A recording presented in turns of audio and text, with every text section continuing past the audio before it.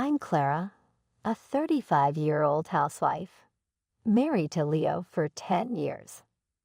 He works for a trading company, and we have a daughter in elementary school. With Leo traveling a lot for work, it was challenging when our daughter was younger. But he always made time for video calls, and she adored him. Despite his absences, I never felt lonely. We were a happy, close-knit family. However, things weren't always perfect. I had a friend, Jane, who turned hostile toward me. We lived in the same apartment building. Our kids went to the same kindergarten, and we were on the PTA together. For years, we were close, but something changed. She began harassing me. I tried to fix things between us, but her behavior only got worse. The trouble started when we bought a house. We had been living in the same rental complex as Jane, but when our daughter started school, we moved into a new single-family home. It was a big decision, but it felt right. The house was in a great location, near a supermarket and the station, with a big yard for our daughter to play in.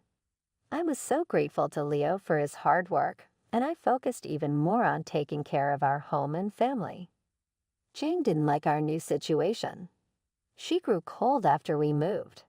At first, I didn't understand why.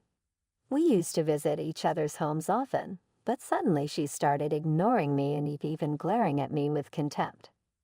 It all became clear during our children's school entrance ceremony. Afterward, as we were leaving, she whispered in my ear, "You think you're better than everyone else just because you bought a house. I'm disappointed in you." Then she walked away. I was shocked. I never bragged about our new home and still wanted to be friends, even after our kids started school. I tried to mend our relationship, but she wouldn't budge. Instead, she spread false rumors, claiming I had become arrogant after buying the house. Luckily, no one believed her, and some friends even sympathized with me. Though others were supportive, I constantly worried about what Jane might do next. Fortunately, our children never ended up in the same class, and eventually, Jane stopped bothering me. By the time my daughter reached 3rd grade, I had put the whole ordeal behind me. Life was peaceful again, or so I thought. I had underestimated Jane's persistence. One morning, after sending my daughter to school, the doorbell rang. I answered the intercom and saw 2 police officers standing outside. A police car was parked in front of the house. My heart raced, but I tried to stay calm, thinking they might be here about something in the neighborhood. I told myself, it's okay, and slowly opened the door. One of the officers asked, "Is your husband at home?" They weren't here for me, but for Leo. I began to explain that he wasn't home, but then the officer's next words nearly stopped my heart. "Your husband is suspected of molestation." I gasped, covering my mouth with both hands. The thought of the neighbors finding out was terrifying. The police explained that a woman had accused him of inappropriate behavior on a train. I knew Leo could never do such a thing and insisted they had made a mistake. But the officer warned, "If you hide him, you'll be arrested too." I was stunned, knowing Leo was innocent, when Jane suddenly appeared behind the officers, smirking. At first, I thought she was just being nosy, but she wasn't. Ignoring the officers, she barged into my house and said, "If you don't want him arrested, I might consider settling for some compensation money." Jane was the one who reported my husband. The officers seemed uneasy with her talk of a settlement, but she continued, "I was really scared," and began describing the incident with a pained expression. She claimed she was on a train when someone suddenly touched her. She almost screamed, but then recognized the face. It was my husband. She hesitated to turn him in because he was her friend's husband. Before she could decide, he vanished into the crowd at the next station, so she decided to report it to the police later. With tearful eyes, she pointed at me, saying, Molestation is a serious crime, officer. Arrest her too. If she had truly been assaulted, her fear and determination to catch the culprit would be understandable. And if I were hiding the criminal, I could be just as guilty. But this situation was different. My husband couldn't have committed the crime. How could she fabricate such a story and act so convincingly? I resolved to expose her lies completely. Time to get serious. I wasn't going to hold back. "I'm sorry to trouble you by coming all the way here," I told the officers. "But my husband has been overseas on assignment for 3 years." Overseas? The officers looked shocked. Yes, he had been out of the country for 3 long years. Just after we moved into our new home, his company sent him abroad. When he first told me, I felt like my world was falling apart. It's not unusual to hear about people being transferred right after buying a house, but his assignment was overseas. And it wasn't to a place we could easily visit. This time, it was a long-term assignment, not just a brief business trip. Although I was used to his frequent travels, I was deeply disappointed because our dream home was just completed. But we couldn't refuse the company's orders. I considered moving overseas with him, but our daughter had just started school and made close friends in the neighborhood. She wanted to stay and go to school with her friends, so I decided to stay here with her. So, as soon as we moved into our new house, it was just the 2 of us.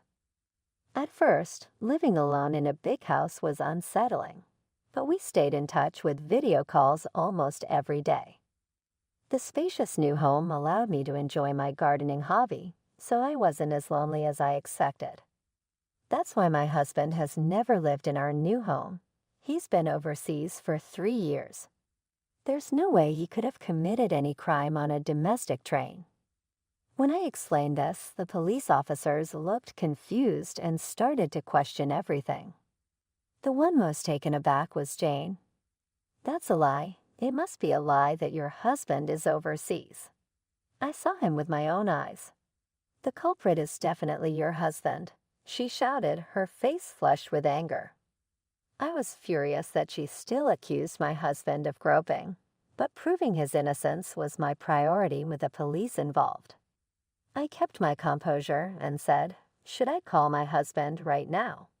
I pulled out my phone from my apron pocket. I knew he might be busy, but it was nighttime where he was, right around the end of his workday. The police officers seemed uneasy, and she looked tense, but I dialed his number anyway, silently hoping he would pick up. Thankfully, he answered immediately. Seeing his face on the screen brought me a wave of relief. I quickly explained everything, the accusation, and how she claimed he had groped her on a train. He was puzzled at first, but as I told him more and he noticed the police, he quickly grasped the situation. Calmly, he addressed the officers. "As you can see, I'm not even in the country, so I couldn't have done this." He then turned the camera to show the view outside his window. The screen showed an exotic city under a dark sky, clearly somewhere abroad. There was no mistaking it. He added, "If you need proof, I can show you my passport. I've been overseas for 3 years. He retrieved his passport from a nearby bag, showing the stamped pages as evidence. "If you still have doubts, feel free to investigate further," he offered. One of the officers, now looking apologetic, said, "No, that's not necessary. Thank you for your cooperation." After I ended the call, the officer turned to her with a stern expression. "What's going on here?" She was already pale, her eyes wide with shock. "But I didn't know he was overseas." I was sure it was him. She stammered, her voice shaky. It was as good as a confession. I stepped closer, my voice firm. "Then why did you think it was my husband? You said you saw him clearly. Was it just a mistake?" She snapped, her voice rising. "It's all your fault," she yelled, even as the officers watched in disbelief. "You bought that house and started acting like you were better than everyone. We were supposed to be apartment buddies, but you betrayed me. I wanted to make you pay, so I framed your husband." She was ranting, her anger spilling out uncontrollably. Her selfish words left both me and the officer in shock. She held a grudge because I'd bought a house, and she tried to frame my husband for groping to get settlement money. This was far beyond simple harassment. Thankfully, since he was abroad, we avoided a false accusation. But if he had been in the country and on that train, it could have been catastrophic. I've heard that once accused of groping, proving innocence is incredibly difficult. False accusations like this are unforgivable. Yet she didn't grasp the seriousness of her actions. Despite her rage, she suddenly switched to a casual tone and said, "Well, let's just call it a mistake. I only wanted to teach a cheeky woman a lesson." I was furious at her plight and lack of remorse. "We'll see who gets punished," I replied.